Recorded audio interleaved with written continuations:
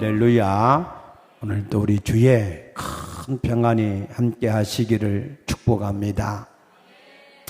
우리 입을 가지고 오신 분만 아멘 하십시다. 성경에 내 입을 넓게 열라 내가 채우리라 있습니다. 우리가 예배 드리면서 하나님 앞에 가장 효율적인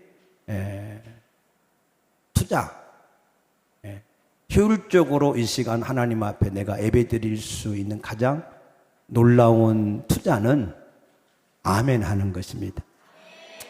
남이 찬양할 때도 아멘 하고, 기도할 때도 아멘 하고, 말씀 들을 때도 아멘 하고, 그러면요 저절로 마음의 어둠이 떠나가고 그 마음에 하나님의 생기가 충만해지고 모든 문제가 해결되어지고 하나님 앞에 복된 사람으로 바뀌게 될 줄로 믿습니다. 아멘. 우리 교회는 무슨 교회라고요? 좋은 교회입니다. 왜냐하면 마태복음 5장 9절에 보면 화평케 하는 자는 복이 있나니 저들을 하나님의 아들이라 일컬음을 받게 되리라 그랬습니다.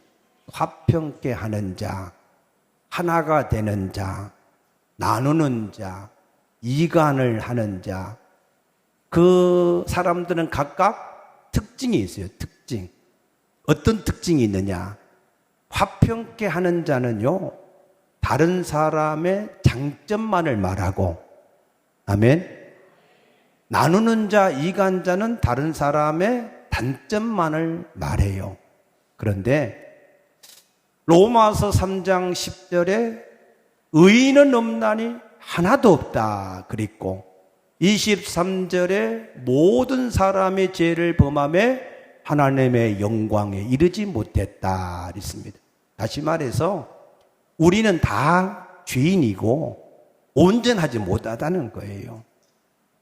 그렇기 때문에 다른 사람의 단점은 감추고 다른 사람의 장점을 말을 하는 사람이 하나님의 자녀의 복, 하나님께서 함께 하시는 그 자녀의 복을 누리게 된다고 약속하신 줄로 믿습니다. 우리 모든 성도들은 다 하나님 자녀의 진정한 축복을 누릴 수 있게 되기를 주의 이름으로 축복합니다. 우리 교회에는 다른 사람의 단점은 감추고 다른 사람의 장점만을 말하는 그런 사람들이 많기 때문에 우리 교회는 좋은 교회인 줄로 믿습니다. 아멘. 오늘부터 시작해서 몇 주간은 이 다니엘서의 말씀을 나누려고 합니다. 이 다니엘서 말씀을 전체적으로 잘 정리를 하면 우리에게 놀라운 우리 인생의 좌표를 우리가 볼 수 있는 그러한 은혜가 우리에게 있을 줄로 믿습니다. 그래서 오늘부터 이 다니엘서 말씀을 몇 주간 나누려고 하는데 오늘은 이 다니엘서의 시작이 되는 개요가 되는 이 1장 말씀을 통해서 함께 은혜를 나누려고 합니다.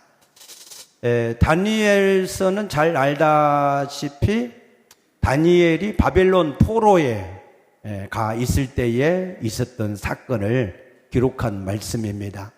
이스라엘은 솔로몬 왕의 범죄로 말미암아 BC 930년경에 남왕국과 북왕국으로 갈라졌어요. 우리나라처럼 남왕국과 북왕국으로 갈라졌습니다.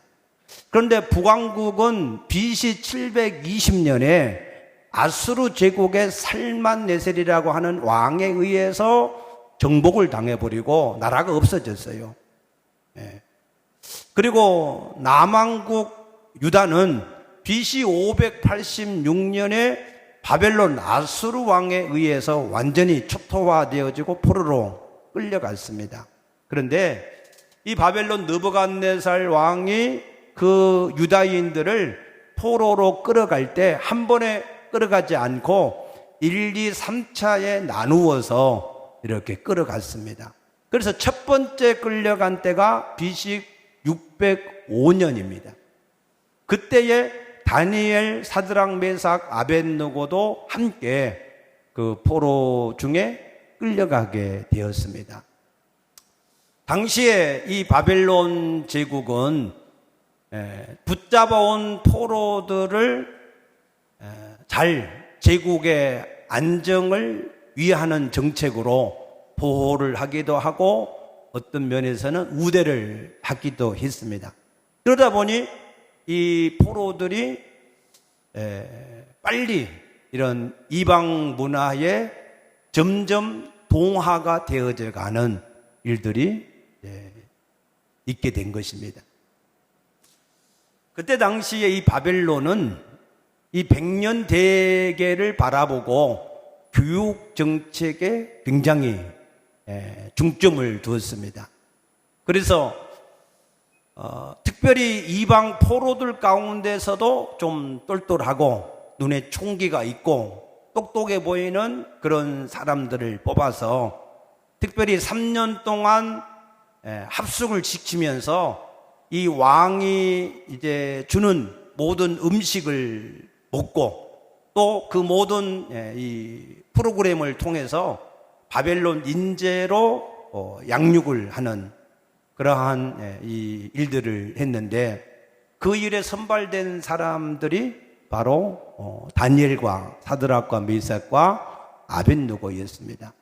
그래서 그들은 3년 과정을 이제 거치고 나면은 바벨론의 모든 관리로 이제 임용이 되어지는데, 그런데 이 다니엘은 바벨론 느부갓네살 왕 때에 포로로 잡혀가서 그가 관리로 임용이 되었는데, 그런데 그 바벨론 나라 제국이 망하고 페르시아 제국, 오늘 여기 21절에 보면은 다니엘은 고레스 왕 원년까지 있으니라. 한 제국, 바벨론 제국이 망하고 새로운 이 페르시아 제국이 섰을 때, 그때까지 그 제국의 심장부에서 중요한 그런 관리로 쓰임을 받았다 그랬습니다. 포로라고 하는 태생적 한계, 그런 한계가 있음에도 불구하고 한 왕에서 같은 나라에서 다른 왕이 세워질 때도 그 사람이 계속 쓰임 받는 것도 쉽지 않은데, 그런데 한 나라가 망하고 새로운 나라가 섰는데도 계속해서 중요한 자리에서 쓰임 받는 그런 다니엘의 비결이 뭘까 하는 거예요.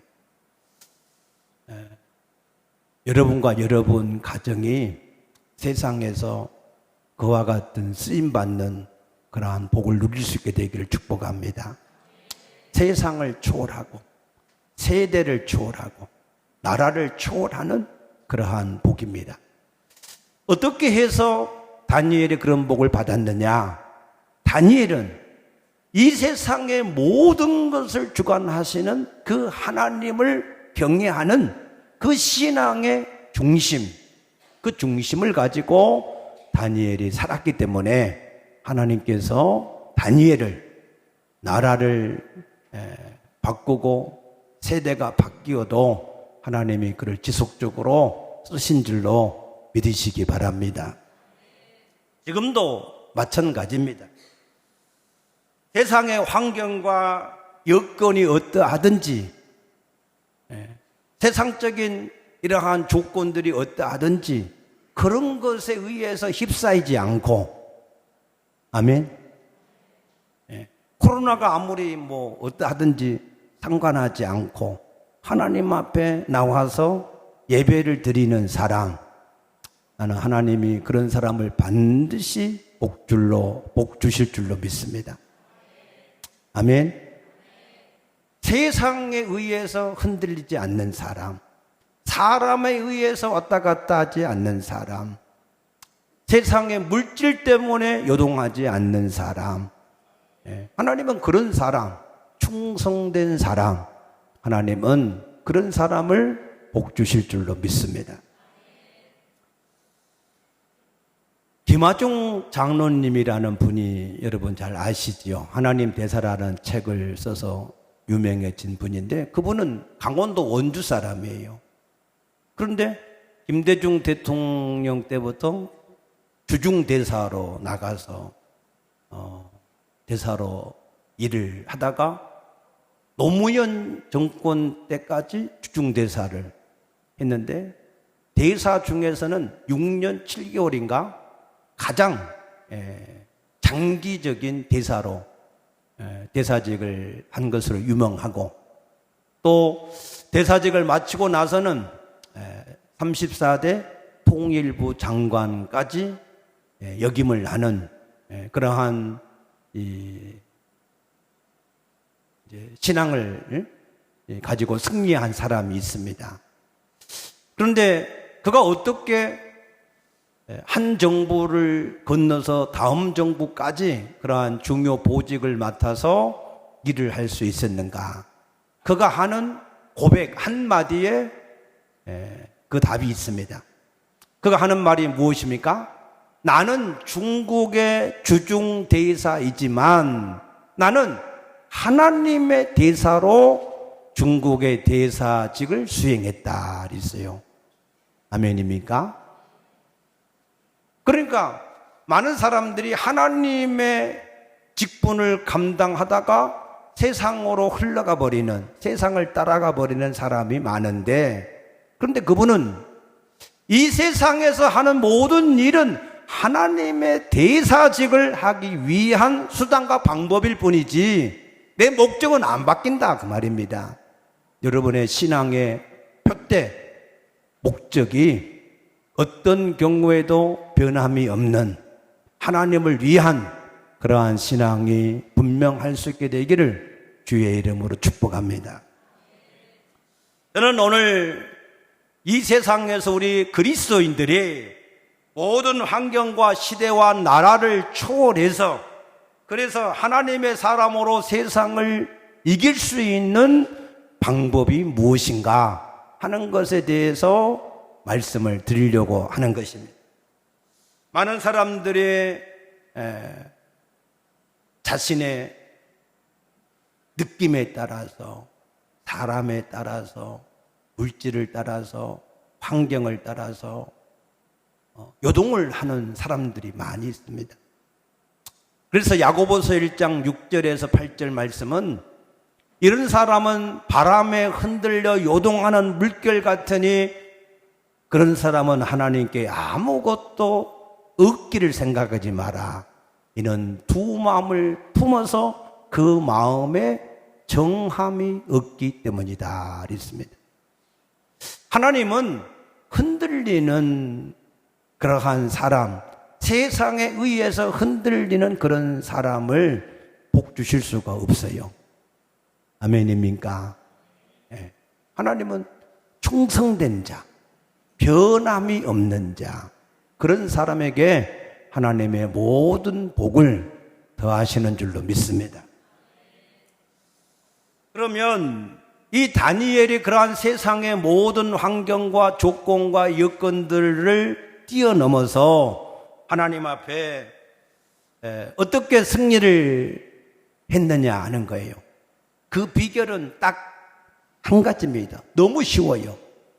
어려운 게 결코 아닙니다. 무엇입니까? 오늘 1장 8절에 보면 한번 같이 보십시다. 다니엘은 뜻을 정하여 할렐루야. 뜻을 세웠다는 거예요. 뜻. 모든 환경이 어떠하든지 그런 것에 마음이 왔다 갔다 요동하지 않고 그 마음의 뜻을 세웠다. 이 뜻을 언어로 림보라고 하는 단어를 써요. 그 림보라고 하는 말은 그 마음의 중심, 그 의지를 말하는 거예요. 의지. 그래서 이 마음의 중심이 어떠하냐? 이게 우리의 생명이 된다는 거예요. 잠언 4장 23절에 무릇 지킬 만한 것보다 내 마음을 지켜라. 이에서 생명의 근원이 나느니라 그랬습니다. 우리 마음의 중심, 이 마음의 가장 인격적인 모든 걸 결정하는 좌소, 그것이 바로 여기서 말하는 뜻입니다. 뜻.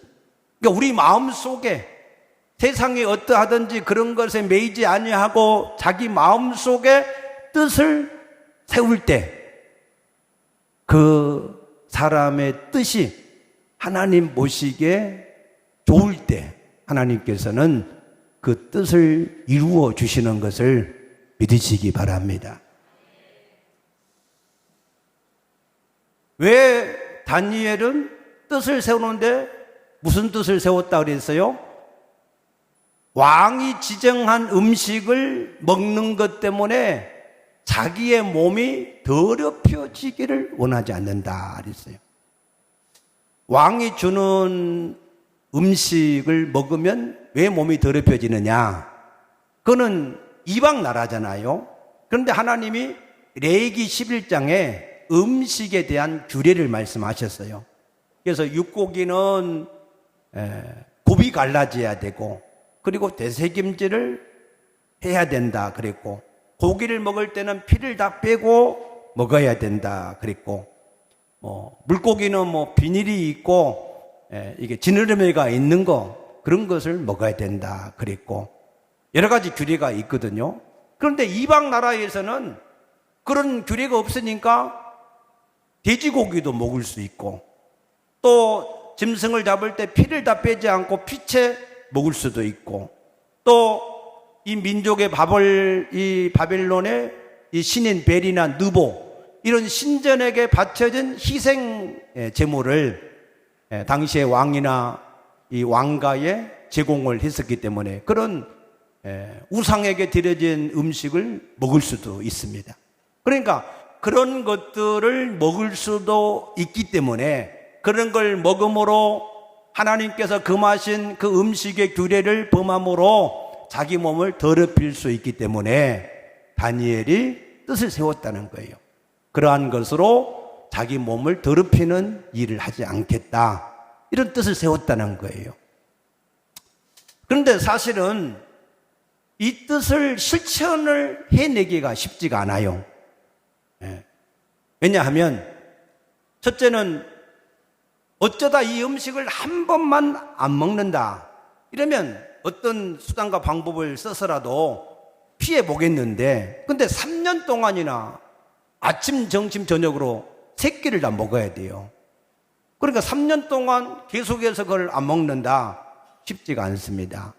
둘째, 이 명령은 왕이 명령한 이 법입니다. 전체주의 나라에서는 왕의 명령이 법보다 우선이에요. 그러니까 만약에 왕이 명령했는데 불순종한다, 이거는 왕에게 대한 반역입니다. 그래서 반역자로 처단이 될 수도 있고, 또 이 1장 7절에 보게 되면은 이 다니엘, 사드락, 메삭, 아벳느고 이름을 바벨론식으로 바꿔버렸어요. 개명을 했단 말이에요. 왜? 이 바벨론의 의식을 이제 바꿀 수 있도록. 우리나라도 옛날에 일제시대에 창씨 개명했잖아요. 일본식으로 이름을 전부 다 이렇게 바꿨는데, 그럼 의식을 바꾸는 거예요. 의식을 계속해서 우리가 자기의 이름을 바벨론식으로 듣게 되면, 그러면은 자연적으로 거기 문화에 동화가 되니까. 그런데 이거를 음식을 안 먹는다? 그러면은 그들을 바벨론식으로 개조하려고 하는 그 프로그램에 반하기 때문에 그것도 반역이에요. 또 그들이 음식을 안 먹게 되면 그 음식을 주관하는 환관장, 우리나라로 말하면 장관이에요. 그 장관의 목이 날아가요. 그러니까 자기들만 희생당하는 게 아니라 다른 사람까지 위험에 빠뜨릴 수가 있으니까 그것도 힘들고, 또 그들이 이 프로그램을 잘 마치면 포로된 신분에서 이제 바벨론의 관리로 신분을 상승할 수 있는 절호의 기회를 놓칠 수도 있기 때문에, 그래서 이 뜻을 실천을 해내는 것이 여러 가지로 쉽지가 않습니다. 그럼에도 불구하고 이 다니엘과 세 친구가 뜻을 세웠다. 왜 그랬을까? 왜냐하면은 이 다니엘은 다니엘서 9장 2절에 보면은 책을 통하여 그랬어요. 책. 구약에는 모세 오경, 시편, 선지자의 글 이런 이제 책들이 지금같이 이렇게 합본이 되어 있는 게 아니라 각각 책으로 좀 나누어져 있어요. 근데 다니엘서 9장 2절에는 책을 통해서 에레미야가 하신 말씀을, 하나님이 하신 말씀을 듣고 깨달았다 그랬거든요. 그러면은 이 다니엘이 그 에레미야의 글만 봤을까요? 아니면 모세오경도 봤을까요? 모세오경도 봤겠죠. 그 근거가 뭐냐? 9장 다니엘서 9장에 보시면 이 13절에 모세의 율법에 기록된 대로 이렇게 말씀을 하는 것을 볼 수 있어요. 그러니까 모세의 기록을 알아요. 그러면 그 말씀을 볼 때 뭘 깨달았느냐? 자기 민족이 왜 포로로 여기까지 끌려왔는가 하는 그 원인을 알게 된 거예요. 어디서 알 수 있느냐면 모세오경 신명기 28장 14절 이후에 쭉 보게 되면 너희가 이 말씀을 듣고 순종하면 28장 1절에서 14절까지는 너희가 이 말을 듣고 순종하면 너희가 들어가도 복을 받고 나가도 복을 받고 너희 하는 모든 일에 복을 받을 것이고 너희가 다 머리가 되고 꼬리가 되지 않을 것이다 라고 약속하셨어요. 그 축복을 받게 되시기를 축복합니다. 여러분, 하나님의 약속은 붙들고 구해야 돼요. 아멘입니까? 그런데 너희가 이 말씀을 듣고 순종하지 않으면 어떻게 되느냐? 첫째는 너희가 손으로 하는 모든 일에 저주를 받을 것이다.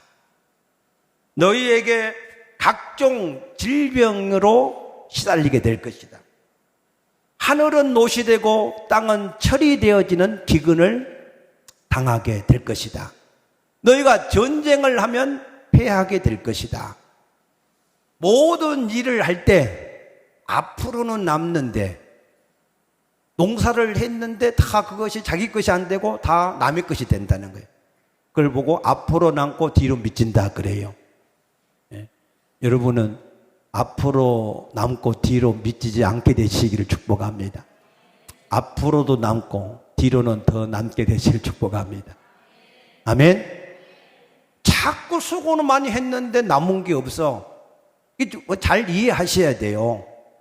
그리고 마지막으로 너희가 계속해서 불순종하면 너희가 이방의 포로로 끌려가서 너희가 알지 못하는 우상을 섬기게 될 것이다 이랬어요. 그러니까 지금 이 다니엘이 보니까 지금 자기 민족이 이방의 포로로 끌려와서 우상을 섬기는 이러한 지경에 이르게 된 것은 하나님의 말씀을 지키지 않아서 그렇다 하는 것을 알게 되어졌습니다. 여러분, 오늘 우리의 현 주소를 하나님의 말씀으로 내가 하나님의 말씀이 예언되어진 그 말씀 속에 어디쯤 위치하고 있는가 그것을 깨닫게 되시기를 축복합니다. 그래서 9장 13절에 보면은 모세의 율법에 기록된 대로 이 모든 재앙이 이미 우리에게 내렸사오나 그랬어요. 그걸 알게 된 겁니다. 그러면 이 모든 재앙에서 벗어날 수 있는 길이 뭘까? 그렇죠? 오늘 내가 처해 있는 이 모든 상황에서 내가 이것을 극복하고 이겨낼 수 있고 더 하나님의 약속의 축복을 누릴 수 있는 방법이 뭘까 하는 것을 다니엘이 깨달은 거예요. 그 깨달음이 우리 모두에게도 함께 하시기를 축복합니다. 그 깨달음은 간단한 거예요. 17절 9장 17절 말씀 보면은 그러하온즉 우리 하나님이여 지금 주의 종의 기도와 간구를 들으시고 주를 위하여 주의 얼굴빛을 주의 황폐한 성소에 비추시옵소서. 회개하는 거, 회개하고 하나님 앞에 돌아가는 겁니다. 모든 하나님 앞에서 우리의 죄와 허물을 회개하고 다시 하나님의 말씀으로 우리가 돌아가는 것, 그것이 우리가 모든 문제를 해결하고 회복할 수 있는 유일한 방법인 것을 믿으시기 바랍니다. 그런데 우리가 하나님 앞에 뜻을 그래서 세워야 되는데 그 뜻을 우리가 이루어 가려고 하니까 현실에 많은 문제가 있다라고 하는 말씀을 드렸습니다. 그런데 놀라운 반전이 뭐냐? 우리가 오늘 이 말씀을 이해하셔야 돼요. 다니엘이 여러 가지 많은 뜻을 이루기 위해서 어려운 일들이 있는데 놀라운 것은 다니엘이 그 마음으로 뜻을 세우니까 나머지 모든 문제는 하나님이 해결하시더라. 아멘.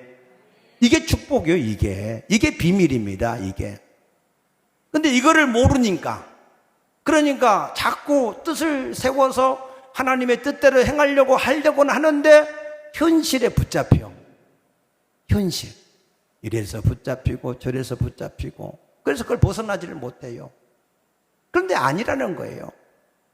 다니엘의 뜻을 세우니까 여기 다니엘서 1장 9절 말씀 보면은 다니엘이 하나님이 다니엘로 하여금 환관장에게 은혜와 긍휼을 얻게 하신지라.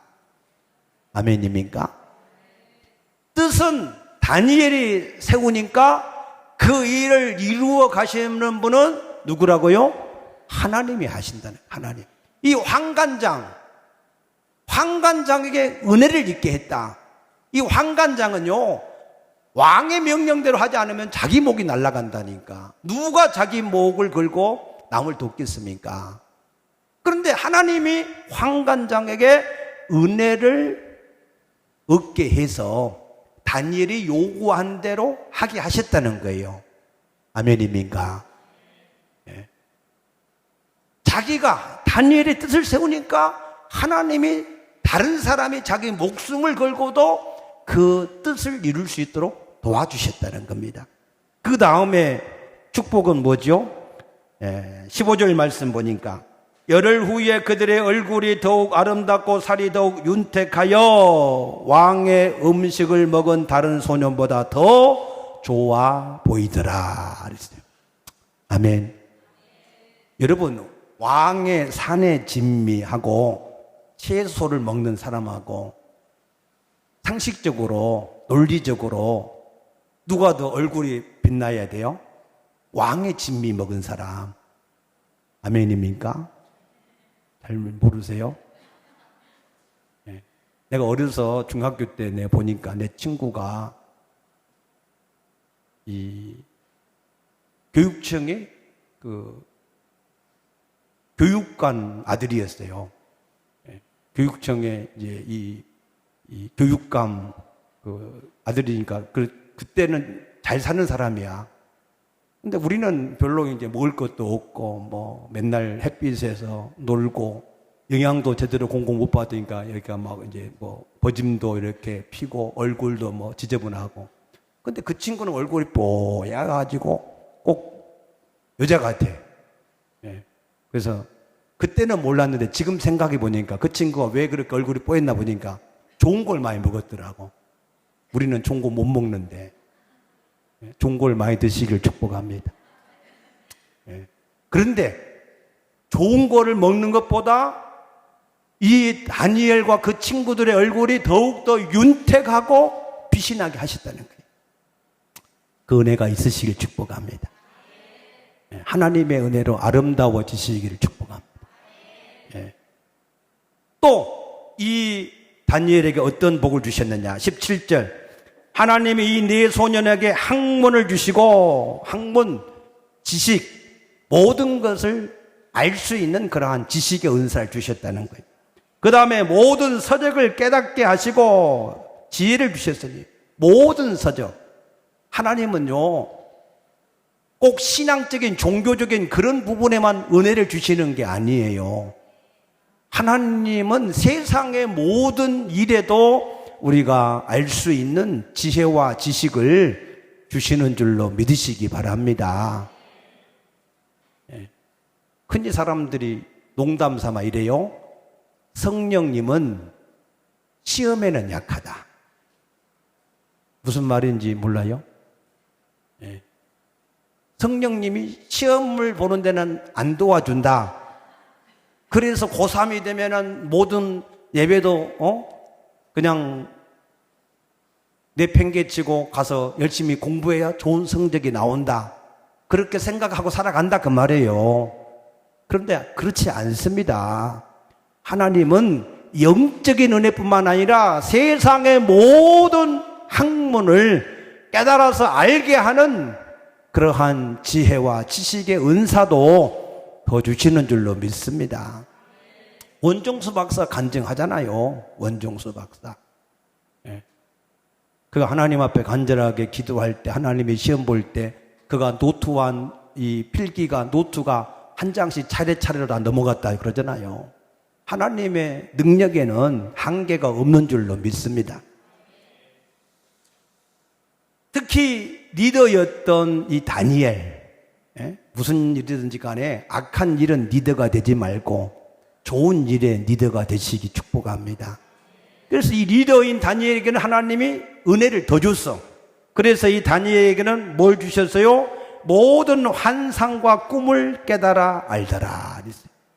나중에 이 다니엘이 이 은혜 때문에 이 느부갓네살 꿈을 해몽하는 그런 특별한 이제 이 은혜를 누리게 되는 걸 볼 수 있습니다.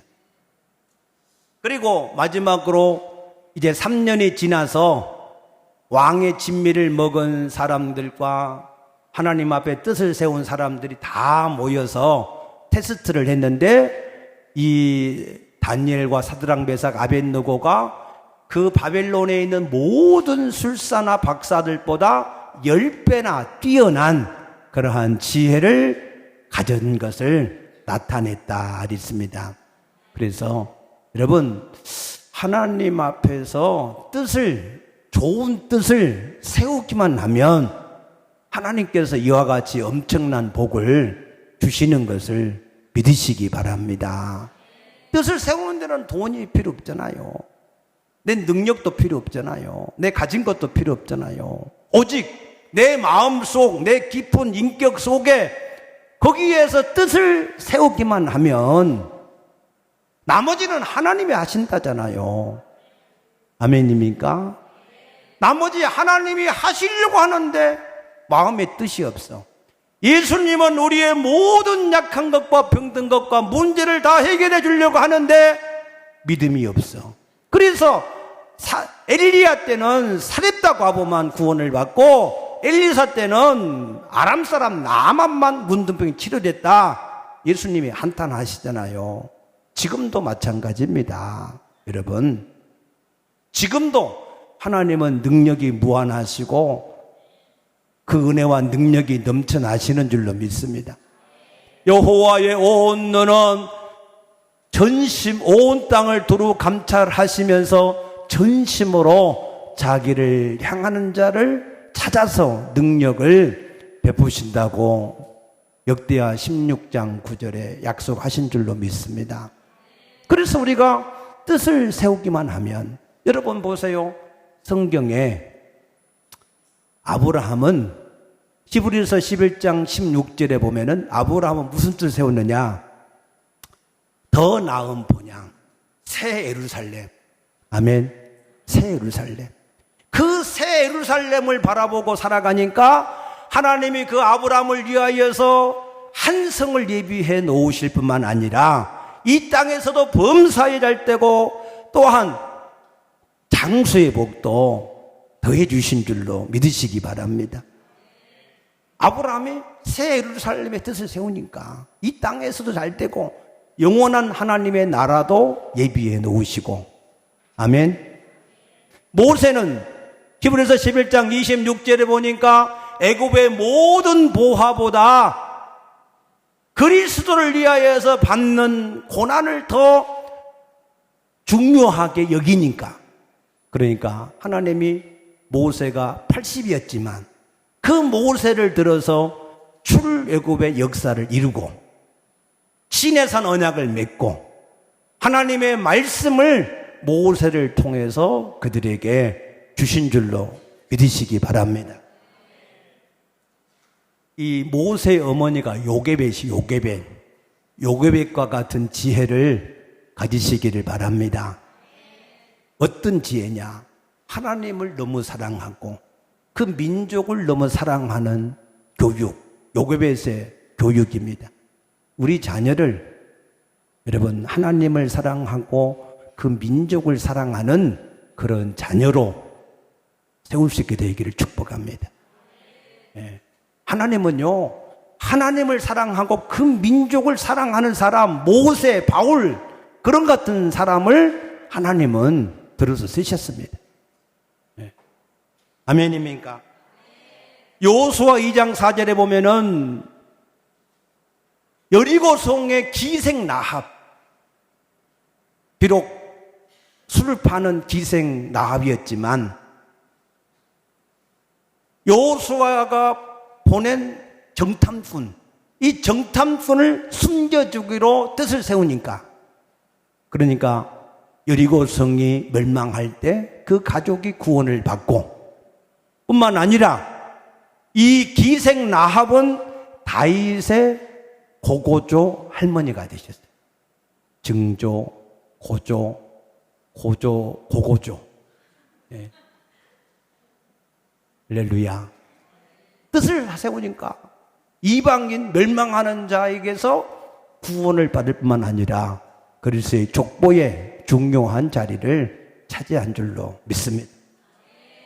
사무엘상 17장 26절에 보면은 다윗도 하나님의 영광을 위한 뜻을 세우니까 골리앗을 이기게 하시고 이스라엘의 가장 위대한 왕이 되게 하신 줄로 믿습니다.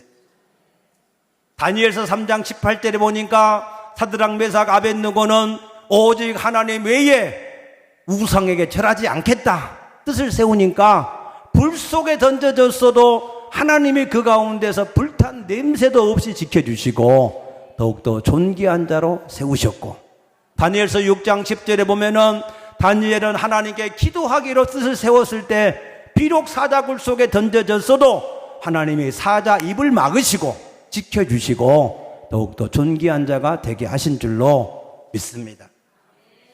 에스더서 4장 16절에 보면은 에스더는 왕 앞에 나가기로, 죽으면 죽으리라 나가기로 뜻을 세우니까 하나님이 왕의 마음을 바꾸시어서 가장 사랑스러운 여인이 되게 하시고 그 대적 하만을 죽이게 하시고 그 민족을 구원하는 그런 사람이 되게 하신 줄로 믿습니다.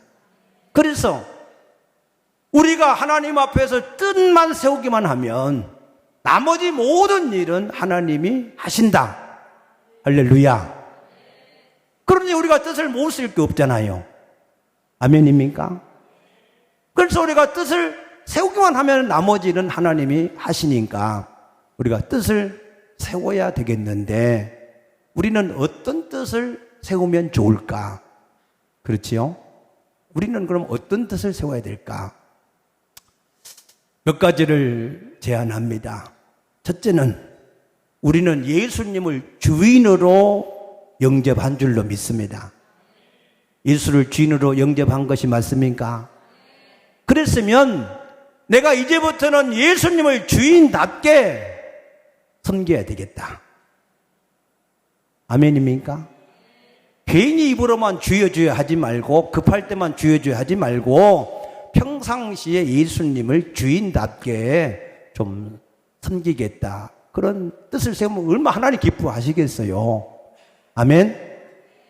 또 우리를 이 땅에 왜 남겨놓으셨느냐? 바로 천국에 데려가시지 왜 이 땅에 남겨두셨느냐? 그것은 예수의 증인이 되라고 놔두셨다 그래서 예수의 증인.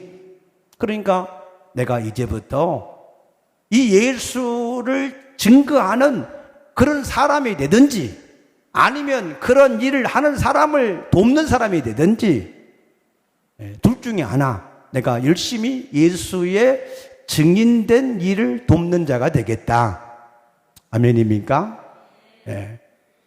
그리고 여러분들이 또 모든 사람을 만날 때마다 누구를 만나든지 예수님이 하나님의 아들이야, 예수님이 내 죄를 담당하신 구세주야, 그렇게만 증거해도 되잖아요. 예수님이 지금 너를 구원하려고 내 가운데 오셔서 너에게 이 말씀을 전하는 거야. 예수님을 주인으로 지금 내가 영접하면 너는 즉시 구원을 받을 수 있다. 아멘입니까? 전도 훈련 받을 필요 없어요. 그것만 여러분들이 그냥 잘 알고 전하기만 하면 되는 거예요. 아멘입니까? 또 예수님은 나의 완전한 아버지고 선한 목자이기 때문에 내가 예수님만 의지하고 살겠다. 할렐루야. 뭐 사람 찾아다니면서 뭐 세상적으로 복잡하게 살 거 없이 모든 일을 내가 하나님께만 구하겠다. 하나님만 의지하겠다. 그런 믿음을 가지시길 축복합니다. 하나님이 함께하는 사람은 모든 것을 가진 사람이요 모든 것을 할 수 있는 사람이 된 줄로 믿습니다. 또 내가 주의 몸된 교회를 하나님이 세우셨으니 내가 이 교회를 반드시 잘 세워보겠다. 아멘. 아멘. 잘 세워보겠다. 이 교회를 어떻게든 잘 세워보겠다. 그런 마음을 가지고 하나님을 섬기면 하나님 얼마나 기뻐하시겠어요. 예. 신앙생활을 몇십 년을 해도 그런 마음의 소원이 없는 사람들은 교회가 세워지든지 말든지 거기에 별로 관심이 없는데 하나님은 그런 사람 별로 기뻐하지 않습니다. 하나님은 자기 몸된 교회를 세우기를 기뻐하시는 줄로 믿으시기 바랍니다.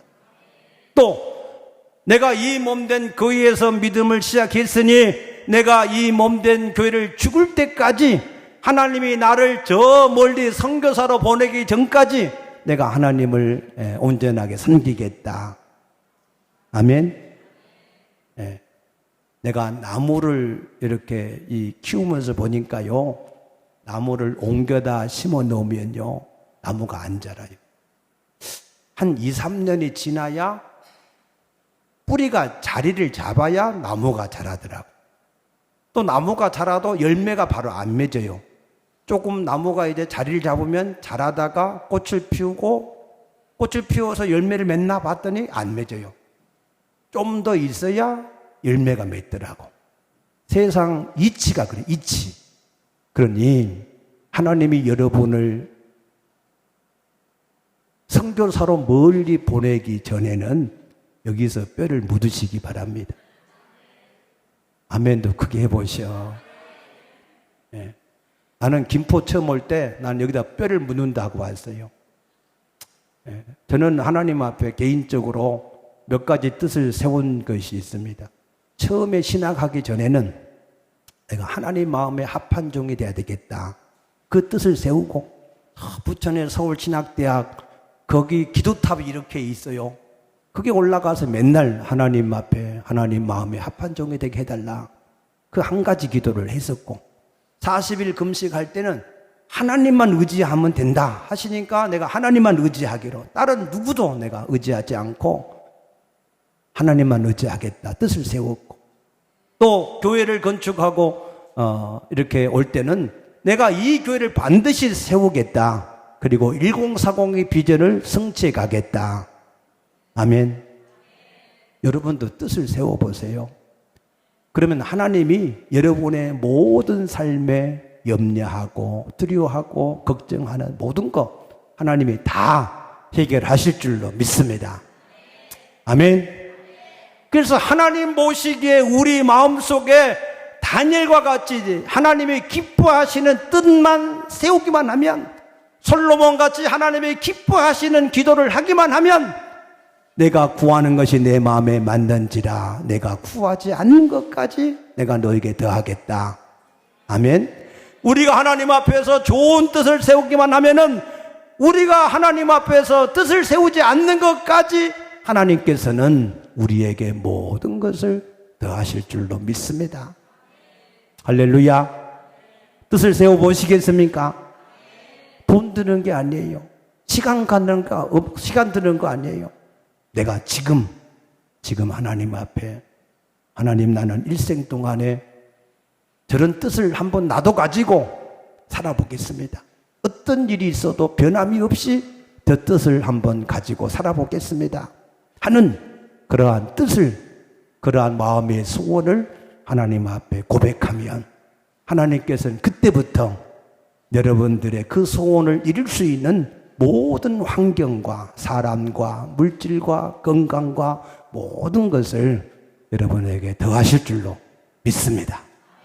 아멘. 우리 다 같이 조용하게 머리를 숙이시고 하나님 앞에 함께, 하나님, 나는 이제 다니엘처럼 하나님 앞에 이러이러한 뜻을 세우겠습니다. 어떤 경우에도 그 뜻을 내가 반드시 내가 붙들고 나가겠습니다. 그러한 마음의 소원을 여러분들이 이 시간 하나님 앞에서 믿음으로 고백하는 그런 시간을 잠깐 우리 같이 신앙의 고백을 하면서 기도하겠습니다.